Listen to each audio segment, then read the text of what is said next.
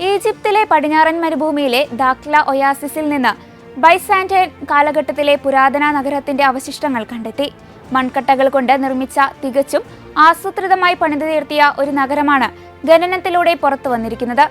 Nile നദിയിൽ നിന്ന് ഏകദേശം 350 മൈൽ അകലെ ന്യൂ വാലി ഗവർണറേറ്റിലെ ഐൻ അൽ സബീൽ എന്ന പുരാവസ്തു ഗവേഷണ കേന്ദ്രത്തിലാണ് ചരിത്രപ്രധാനമായ ഈ കണ്ടെത്തൽ.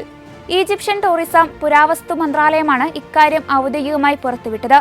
4-ാം നൂറ്റാണ്ടിലെ അത്യാധുനിക നഗരസൂത്രണത്തെ ഓർമ്മിപ്പിക്കുന്ന രീതിയിലാണ് ഈ നഗരത്തിന്റെ ഘടന.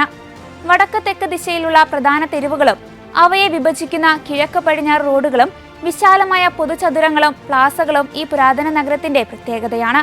അതേസമയം പ്രധാന റോഡിനെ അഭിമുഖമായി വലിയൊരു ക്രൈസ്തവ ദേവാലയ ബസിലിക്കയുടെ അവശിഷ്ടങ്ങളും കണ്ടെത്തിയിട്ടുണ്ട്. ഇതോടെ ചർച്ച് അപ്ഡേറ്റ്സ് പൂർണ്ണമാകുന്നു.